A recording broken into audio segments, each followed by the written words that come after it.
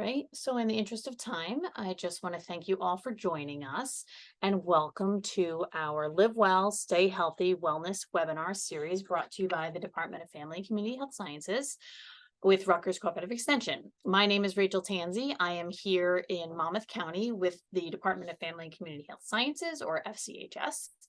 I will serve as both your host and your presenter today. I'm looking forward to hopefully enlightening you a little bit on the benefits of walking, some of which you may already be familiar with, but hopefully you'll learn something new in the process as well.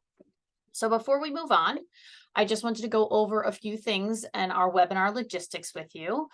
First, as this webinar is being recorded, and as participants, you're all muted and your videos are turned off. But if you do have any questions, please post them in the chat or the Q&A box on your screen there, and we'll have time at the end to field those questions. Also, just wanted to go over quickly the review of cooperative extension and our structure for those who are not familiar. Rutgers Cooperative Extension is an affirmative action, equal opportunity employer, and RCE has a partnership with the Board of County Commissioners, Rutgers, the State University of New Jersey, and the USDA's National Institute of Food and Agriculture. We have faculty and staff in all 21 of the New Jersey counties, and RCE actually includes 3 different departments, if you're not aware. We have the Agriculture and Natural Resources Department, which also encompasses our Marine Science Department. And then we have our 4-H Youth Development Department, and then our Department of Family and Community Health Sciences, or FCHS, as I mentioned. FCHS provides outreach in nutrition, health, and wellness throughout New Jersey and beyond, even touching a bit on chronic disease prevention, food safety, and overall wellness. So we'll hope you visit our website to get more information related to resources and follow us on social media. So now let me introduce myself. As I said, I am Rachel Tanzi. I'm the Senior Extension Associate for a Family Community Health Sciences Department under Rutgers Cooperative Extension right here in Monmouth County. I have earned my bachelor's degree in nutritional sciences from Rutgers University, and I have a master's degree in holistic health from Georgian Court University. I work with many community partners to educate residents on various topics around nutrition, health, and healthy well-being and wellness, with a primary concentration area in community health education, food safety, nutritious eating, self-care, and healthy lifestyles, with an emphasis on wellness in the workplace for employees and their employers. So without further ado, let's get started. So the benefits of walking. I think as a society have learned that there are many benefits to walking, and I just wanted to go over a bit of those with you. And then, as I mentioned earlier, maybe you'll learn a few extra new things as well. So our objectives here today are to discuss the health benefits of walking, how to get started, how to get motivated and doing it, and then tips for enjoying walking for better overall fitness. So even if you're already an avid walker, we're going to talk about how we can incorporate some other things to help enhance the experience of walking and the benefits to our health. So the benefits of walking, there are plenty. The improvement of mental health, definitely something with the benefit of walking. This comes along with having our mental health status become clearer minded, more focused, improve our mood, and even lessen some symptoms of anxiety and depression. This also goes along with substance use disorder. Increasing your aerobic exercise like walking or other activities actually has shown to decrease the incidence of use for substances and increasing the mood, pleasure, like I mentioned, the mental health aspect, which actually helps lower the incidence of anxiety and depression in those that might have possibly substance abuse disorder. Then we also have the ability here to maintain a healthy weight and even prevent some obesity. Obesity can lead up to over 60 other chronic illnesses by being obese that can present a multitude of other problems. So by being able to maintain a healthy weight and prevent that, we actually are helping ourselves in many other aspects as well. And actually, there's even been studies done with the Center of Disease Control and Prevention that walking is actually joint friendly. It's a good exercise that can even potentially help decrease pain for arthritis and keeping our body function moving, and keeping it in a regular daily activity might help improve that arthritis that we might be experiencing. I think most people realize exercise is really good for sleep. It helps promote better night's sleep, but regular physical activity has been shown to improve not only the quantity of sleep, but also the quality of sleep. So you're getting a better sound sleep, which can actually help you the next day or in the long run to be more productive and increase your levels of energy and boost your overall health as well. We also see some improvement in cognitive and memory function. So increasing your blood flow while walking has shown to help increase good memory and cognitive health because it helps that blood flow go through the brain better and you can focus and you can, be able to handle the tasks at hand. I think this goes without saying, but the more we walk and the more exercise we have in our daily lives, or even if it's not daily, but just, on a regular basis, just something increasing our steps, like 4,000 steps to like 8,000 steps a day has shown it can increase our life expectancy. And then this kind of goes along with what I was talking about earlier, decreasing the mortality of various other chronic diseases as well. So walking does a lot there. Better cardiovascular function, movement like walking has shown to improve that function and helps your cardiovascular health and may even prevent heart disease or possibly strokes. Improves your blood pressure. Walking can improve your systolic pressure and strengthens your heart muscles to keep that blood flowing and having an improved overall blood pressure as well. You can show improved cholesterol levels as well. So walking really helps your overall cholesterol, but then we also have the 2 levels of cholesterol we see in the tests when we get our blood work back, and you have your HDL cholesterol, which is your high density lipoprotein cholesterol. I like to call it my happy cholesterol because you want that to be high, and your LDL cholesterol, your low density lipoprotein cholesterol, it's the loser cholesterol. You want that to be low. So walking actually helps increase your HDL, which is great and keeps us happy. And it also can help decrease your LDL, which is great for our overall health and cholesterol levels as well. Walking has even shown some improvement in blood sugar and possibly preventing diabetes. It basically can help your body burn insulin properly and possibly preventing the pre-diabetic or diabetic state that some might be headed towards. Then we have better lung functioning. So we know if you walk and you're kind of moving, at a good fast pace, you can feel that you're breathing a little heavier, but this actually helps improve your lung functional capabilities and actually helps increase your exercise capacity as well. So it's even shown that in some studies that the lung function is even productive for those who might have asthma as well. So it helps with lung function and asthma control, possibly for those, that this is showing some great results. It also can help increase your energy and your stamina. So instead of just reaching for like an energy drink or something with caffeine, try going for a walk. Going for a walk, even when you're tired and you're just like, I just can't right now. But even if you push yourself to do that, it can increase your energy levels, and doing it regularly will actually improve your stamina to walk and do those daily tasks that you're looking at anyway. And that will help your overall function and productivity for the day. And then also it supports our bone strength and can possibly prevent osteoporosis. So walking creates better bone density and muscle mass to ward off the effects of bone loss due to osteoporosis. So it's really important to keep that in mind, especially as we age as well. And then I think it goes without saying, overall, it just helps us feel better. Given all the ways that we just mentioned, it's almost just something that is a given, and we would make anyone feel better just by having that little extra activity. Examples of ways to be good preventative medicine.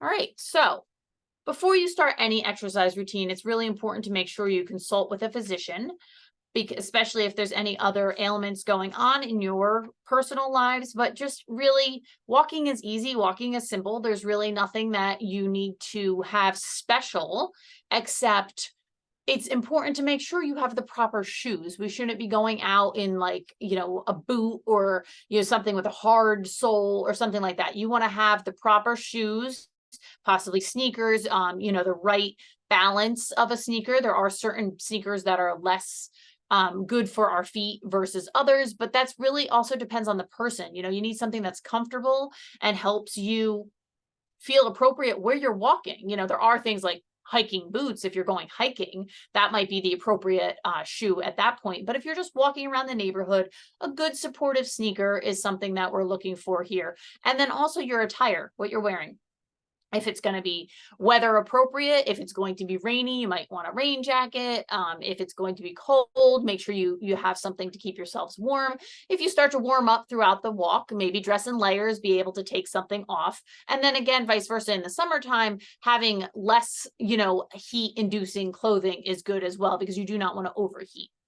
So here we just want to discuss a little bit about beginners and moderate pace of walking. So we're really just sort of walking.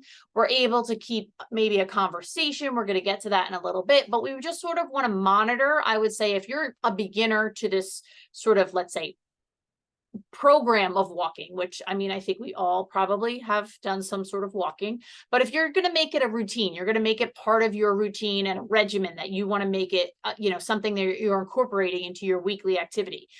Sort of start with, where are you at? Let's see where you're at. Go for a 10-15 minute walk and see how you walk. What's your pace, kind of how you feel afterwards, making sure where you're walking is safe as well, so that there's not a lot of rocks or bumps and things that you might twist an ankle. Also making sure it's a well-lit path if you're going in the evening. You don't want to be, running the risk of it being a dangerous area or not being able to see what's in front of you, even if it's a safe area, but there could be rocks or something along the road as well. So our beginner or moderate paced walkers, really just, we're looking to increase that pace. That's our goal here.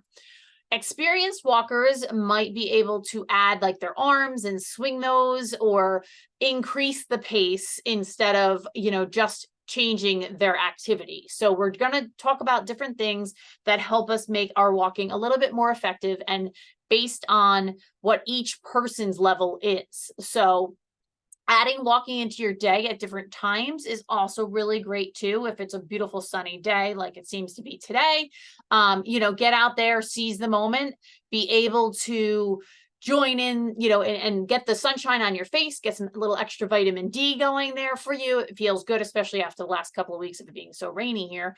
You really want to make sure that you can, even if it's the only time you can do is in the evening, well then great. If you're out at night, maybe make sure you're carrying a flashlight so other people can see you. We've all seen where, dusk, it's a little hard to see people. Make sure you're wearing the appropriate clothing, light clothing or something reflective, especially if you're out where cars and such are, so they can see you during that time where it's a little bit more difficult to see in the evening hours as well. And then knowing that you can walk often for less time is also good to hear too, because you don't have to go walking for an hour and a half each day. We're asking 10-minute spurts, 10-15 minute little intervals a few times a day. That adds up. That will add up to help your overall health and help you, even though it's not, that full half hour or that full hour and a half, whatever you want to do. But those 10-minute increments do add up and they help you overall, however you want to do that. Another thing to consider is actually about every hour, if you're in a position in a job or your home, whatever you're doing, you should be getting up at least once every 45 minutes to 60 minutes and try walking at least 3 to 5 minutes. Keep your body moving, because your body tends to get a little stagnant when you're sitting still for so long. Even your systems, even your digestive tract, even your cardiovascular health, all of those systems also get a little bit more stagnant. So if you can do like a 5-minute little walk around, whether it's your office or, your building, or you just even in the building you're in, and just do like a little 3 to 5 minute walk, that also is beneficial in addition to your other little jaunts, let's call them 10 to 15 minutes. So how do we get motivated, really? Let's talk about that. So the best thing about motivation is often a challenge. If you have a friend or a device, you know, I have a watch that tracks my steps. I have a phone that will track my steps. A lot of different devices will also be a great way to challenge yourself if you're doing it by yourself. But if you have a friend or a family member who often likes to walk as well, that's a wonderful motivation because they'll keep you on track and they'll be like, no, no, no, let's go. It's a nice day. Let's go. And you're like, I'm so tired. I can't do it today. But they really, you know, will push you. The device doesn't really get on you as much because you set its alarms, you tell it when you want to get up and walk. So, you know, you can easily hit snooze on that, you know, device. But if your friend is really motivating you or a family member, that's really great because it helps you stay focused. Also, finding that time that works best for you. Maybe it's first thing in the morning. Maybe you're just like, you know what, got to get up, got to go walking, and then I'll come in and I'll shower, I'll start my day, I'll get everything else done I need to do. That's a wonderful thing too. Here we get a couple breaks in our office, so we often try to walk around our buildings and get outside and see, you know, and listen to the sounds of nature. And then, you know, maybe in the nighttime, maybe you have a dog and you need to take that dog for a walk. So that's a wonderful motivator as well. And here, you know, as I was saying earlier, for each person, it's different. One size does not fit all. Everybody is different. Everybody has to set their own pace and know what they're looking to accomplish. And we're going to talk about some goals in a moment. And then walk where you're inspired. You know what? Like I said, I do walk here in my office, but I step away from the building so that I can go over closer to nature because that's what I love to be in nature. I don't want to stare at a brick building while I'm walking. I'm in the building all day. I don't really want to be staring at it. So I remove myself to go to some place that's a little bit more inspiring, that's a little bit more relaxing. It helps me enjoy that. So whatever it is for you, maybe it's a pouring like it was for the last two weeks and you have a treadmill in your house, so that's fine too. You could do the treadmill, get those steps in and keep it going so that you're motivating yourself to keep it going and not just, you know, oh, I can't get outside so I can't walk. No, that's not the case. Maybe you just walk up and down your flight of stairs a few times, and that's a way to keep yourself motivated when you can't do certain things. And then with that being said, changing it up, keeping a variety is, you know, the spice of life. So maybe instead of the same routine and the same activity all the time, it gets a little boring, you know, so you need to sort of vary it with different scenery, maybe try different ways you're walking. Like even if it's the same route, maybe you go the opposite way, or you increase your pace, or you're swinging your arms to get that motivation as well. And then this will make it a habit. It takes a good few weeks in order for things to become a good, healthy habit. So we want to remember that trying to motivate yourself and staying prepared is really knowledgeable for you so that you can form a good, healthy habit and know that some days you might need to be a little bit easier on yourself, and other days you're going to push through, you're going to power through and really make sure that you get things done. So I was talking about goals. So we're going to use the SMART method to set our goals. So SMART, as you can see in the picture here, is specific, measured, attainable, realistic, and timely.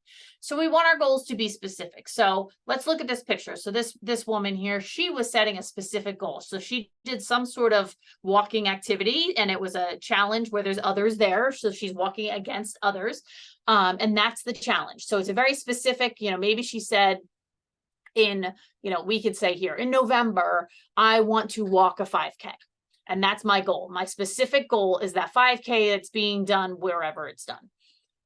Well, how do I measure that? What I'm going to do is I'm going to set my pace. As I mentioned earlier, I'm going to say, okay, what do I walk? And whether or not you count your steps or not, you could say, I can walk 10 minutes without getting out of breath. Great. 10 minutes without getting out of breath. My goal to get to that larger goal in November is going to be that I'm going to measure that maybe tomorrow I'm going to try to increase that. Maybe I can go 11 minutes without getting out of breath. I'm going to push myself a little bit, making these goals attainable. We don't want to say, I've never walked a 5K before, but I'm just going to do it. I'm just going to get out. I'm going to go that day and I'm going to show up and do it. You don't want to do that. You want to set small baby step goals so that they are attainable. And then you have a sense of success in order to do that, making them realistic. You know, if you're not somebody who loves to run, you're not going to say, I'm going to go run a marathon. That's not realistic.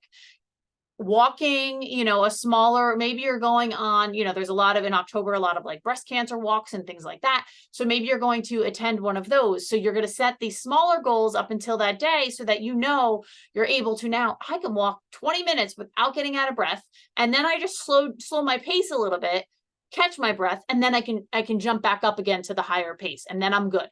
So you'll start doing that as you keep track. And a log would be wonderful, keeping a journal. That way you have these things. And again, a lot of devices, a lot of watches, a lot of phones have these things that you can keep track on as well.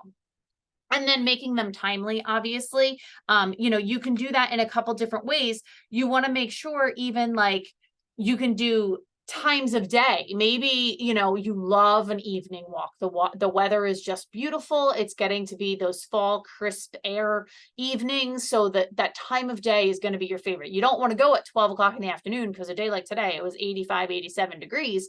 And maybe that's too hot. And, you have work to do, you have errands to run, and you don't want to be all hot and sweaty. So then time of day could be something. Even timely could be that walking for 4 hours for one day is not the best option when you could walk for, 10-minute increments. So 30 minutes this day, 30 minutes that day, 30 minutes that day is a better, idea to keep it consistent across the board each day, as opposed to just walking a 4-hour one walk once a week. So that's something to consider as well. So we want to keep our goals SMART. So specific, measurable, attainable, realistic, and timely. So let's talk about the intensity levels a little bit. We've all gone on a stroll where we're just walking, and you can do whatever during that stroll because you're really just at a very slow pace. But exercise levels vary with every individual. So really, depending on your age, your fitness level, your gender, that all can affect how long and what rate you're able to exercise at. So we want to keep this into consideration. So with that said, let me show you this rate of perceived exertion. So this chart over here, if you look at the bottom blue color, it's just very light exertion, okay? Hardly, this is what I was talking about, a stroll. You're hardly exerting yourself. You're basically one step above sleeping or watching TV. I have to get up to go to the bathroom. That's kind of where we're at, nothing. You're just sort of doing it. Then you have light exertion, so like level 2 to 3, where you feel that you can maintain this for a while. You're going to, let's say, a festival, or you're going to walk around a town, and you're walking at a normal pace, but you could do this for hours. It's easy. You can carry on the conversations that you're with folks, and it's never a problem. Then we go to the green rung here, and that's our moderate level. So you're breathing a little heavier. You can hold a conversation, but you're still pretty comfortable. It's becoming noticeably challenging, but it's really not. It's just kind of like, okay, we're walking, we're talking, we're doing it. It's great. Okay. So that is about, a 56 to 75% rate of exertion. Okay. And I'm going to discuss how we get to that in a moment. Then we have vigorous. Vigorous is somewhat uncomfortable and you're short of breath, but you can still speak a full sentence. Okay. So, we could do it. We're kind of doing good, and we got the walk going, and we might need to take a deep breath every now and then, but we can do it. We're doing a vigorous walk. You might start getting a little sweat on your brow, but you're good to go. Very hard now in the darker yellowish color is hard to maintain. You can barely speak. You really can't carry on a conversation, and you're just trying to get it done.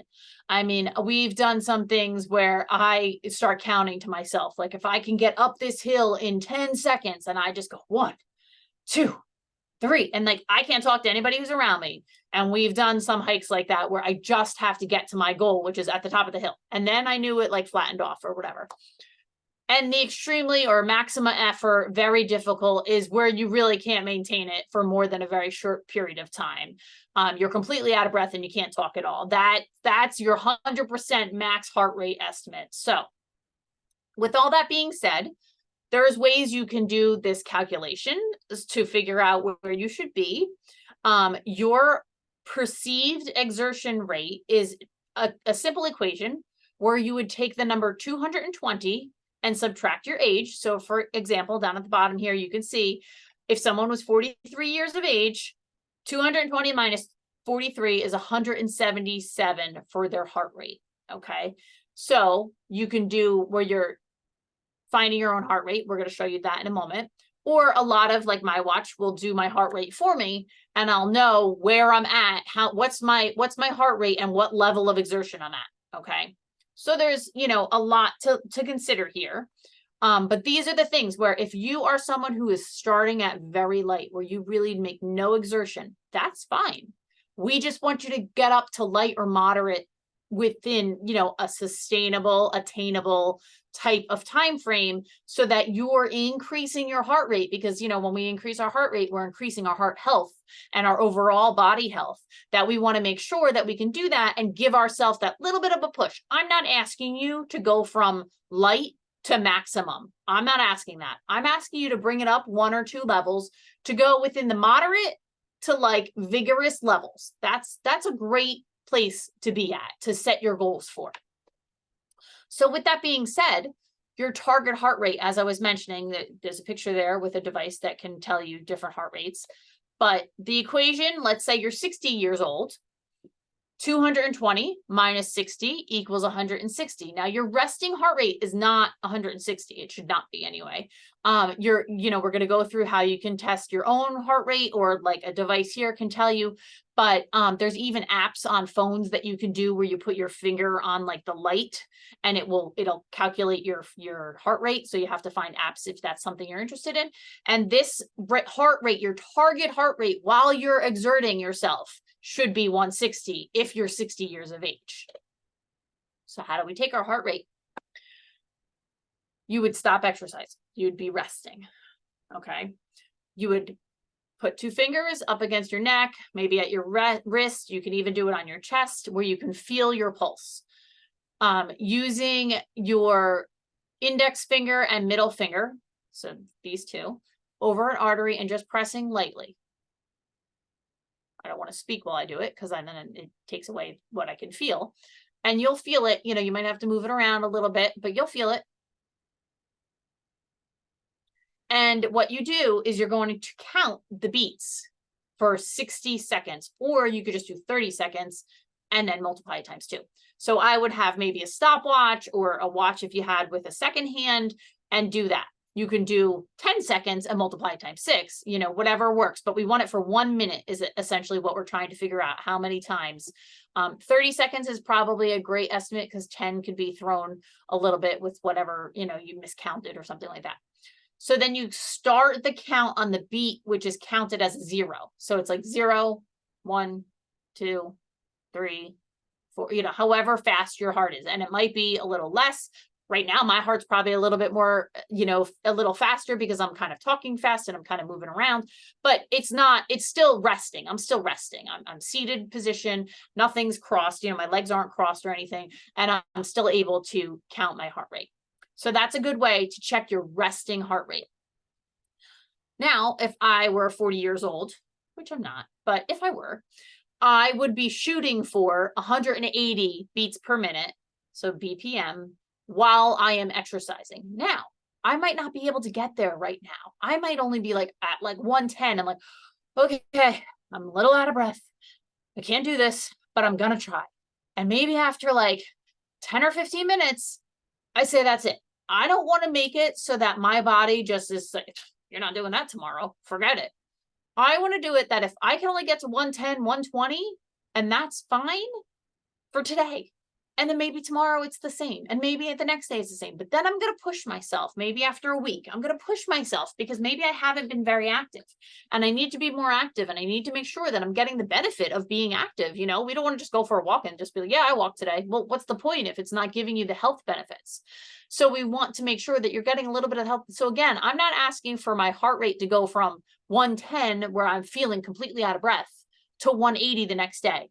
I'm going to slowly increase whatever I can. If it's, pumping my arms, if it's doing maybe, higher elevations where now I'm going to go uphill, or I'm just going to go for longer walks, or if I'm going to increase my speed a little bit while I'm walking. Those are the things I can do to help build my heart. My heart is a muscle. I want my muscle to get stronger. So I'm going to do it in small increments to help build that muscle and get stronger and get better cardiovascular health. So with that 180 beats per minute, I want to try to exert myself about 64%, where that's going to bring me, if you multiply 180 times 0.64, so this is taking us back to this chart, where if you look on the right-hand side where it says maximum heart rate estimate, 64 is within our moderate, in the green level there, is in our moderate level, okay? So we want to shoot for that, about 64% of exertion. So that's bringing me to about 115 beats per minute. So that's where we are moderately having good exercise. 180 is like vigorous or maybe very hard. And again, it's going to depend on the person and depend on their age. So we're looking at what is good for you. Okay. Now, same here would go if you wanted 77%, you would multiply times 0.77. All right. That's a lot of math, right? That's a lot to calculate. Who wants to do all that? Let's do the talk test. I like this test. This is one of my favorite tests.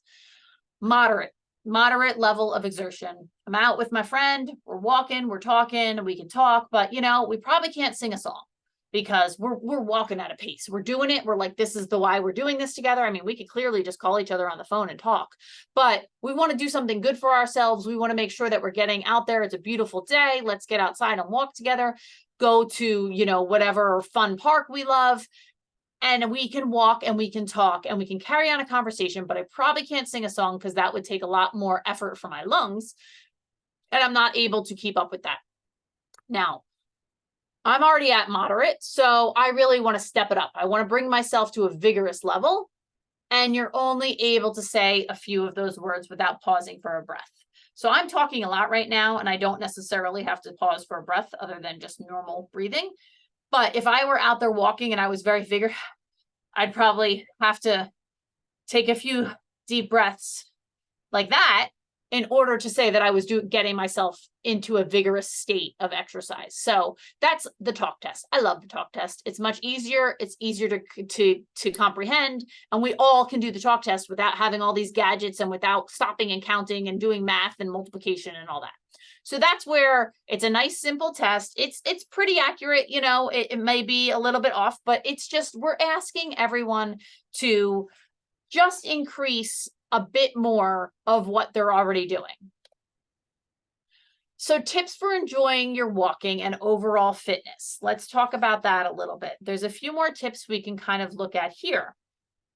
So always, as I mentioned earlier, consult a physician before starting. If this is not something that's already part of your routine and you're not somebody who's been physically active, you definitely want to check with a doctor and make sure that, you know, you're in good health and everything is fine for you to start some sort of routine here. I mentioned earlier, also be mindful of your safety, making sure you're walking in good areas. You don't want to be in, you know, a dangerous part of town. You don't want to make sure it's a dark part of town. You need it to be well lit so you can see what's in front of you and make sure, you know, it's a safe area. Having appropriate footwear, as we mentioned earlier. And then if you can, doing several of those 10-minute intervals a day. Again, it doesn't have to be, you know, an hour-long walk. It could be a few 10-minute intervals throughout the day. And that will actually help you feel better too, because, you know, you get up in the morning, you do a little 10-minute walk. Oh, you have to do something for 3-4 hours, do a little 10-minute walk. Then you do another thing, you know, right before dinner, you do a 10-minute walk. And you're able to build up those minutes, they accumulate, and that is really good for you as well. As we discussed, we're really trying to get our heart pumping. We're trying to get that increase in lung capacity and also help strengthening our heart. So by moving our arms, that helps raise our heart rate. So if you're someone who's like already at that 115 level and you want to get up to, you know, your 77% vigorous, you know, activity level, you start moving your arms, you start kind of swinging your body, you start making everything move, and that will increase your heart rate.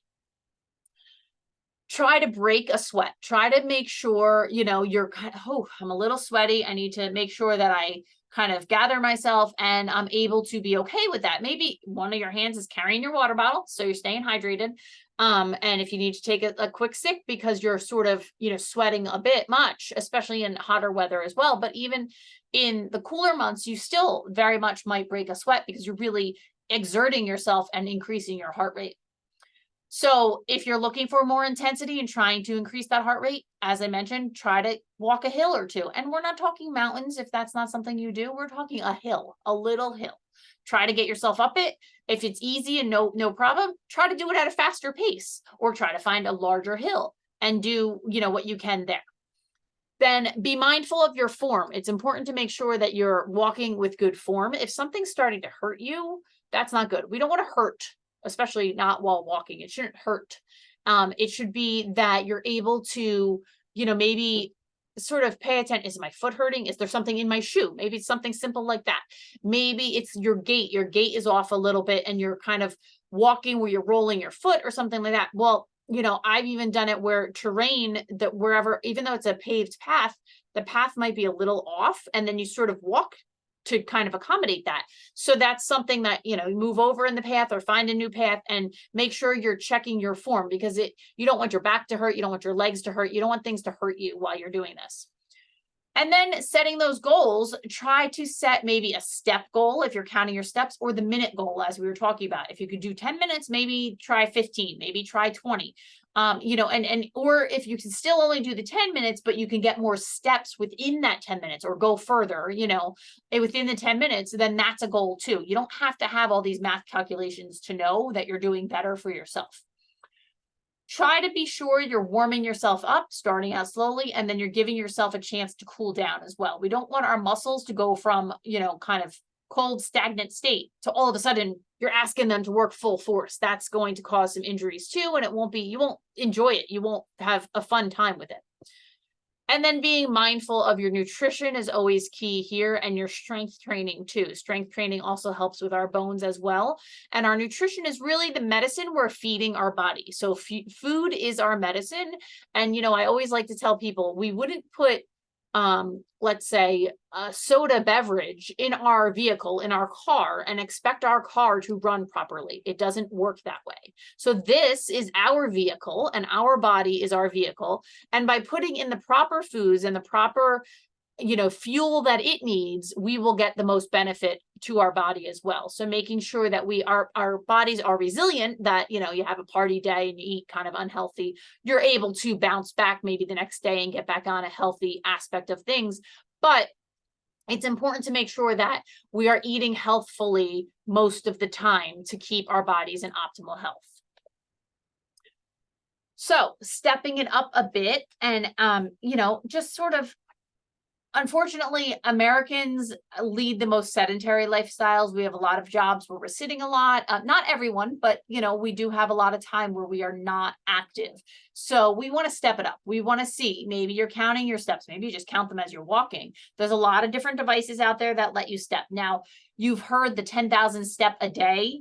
A lot of people, if you're someone who is an avid walker, you've heard that the goal of 10,000 steps a day is sort of, this great number we should all get to. However, it's actually not a scientifically based number. It was a random figure that was developed to create more movement. We basically want just people to have this overarching message to walk more, to get moving more. So if you're someone who only walks, you have a job that just happens to be, or your lifestyle is just one that you don't move much, and you have a smaller, maybe 3,000 steps a day is all you get. So then I'm not asking you tomorrow to go to 10,000. I'm asking you to increase that just in small increments so that it's more for you.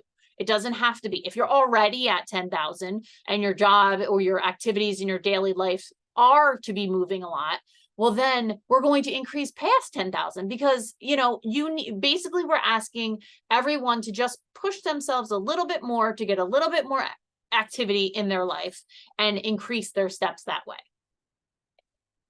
So where to walk? So there is something called ecotherapy, and that's obviously eco, like environment therapy, and being out in nature does wonders. It really has shown to improve mental health, helping decrease anxiety and depression and stress. So if you're having a very stressful day, I would encourage you to take one, or if not more, of those little 10-minute walks out in nature. Maybe in the woods, maybe on a trail, maybe getting out to the ocean and walking even the boardwalk or on the sand if you can manage that. Trying to get some of that exercise, whether it's a sunny, beautiful day, or I mean, if it's raining, you could do it as long as you're dressed properly. I mean, I wouldn't go out in, hurricane weather, but if it's just a little drizzle, you can either carry an umbrella or put a raincoat on just to get yourself out, breathing in that fresh, clean air. And if you really can't, you know what? A treadmill works too. Or going to the mall and walking around the mall, going to a store, walking around your house. That also is anywhere that you're able to get those steps. That is important. That's what we're looking for. All right, so here are just some resources that if you are interested in, you could write some of these down.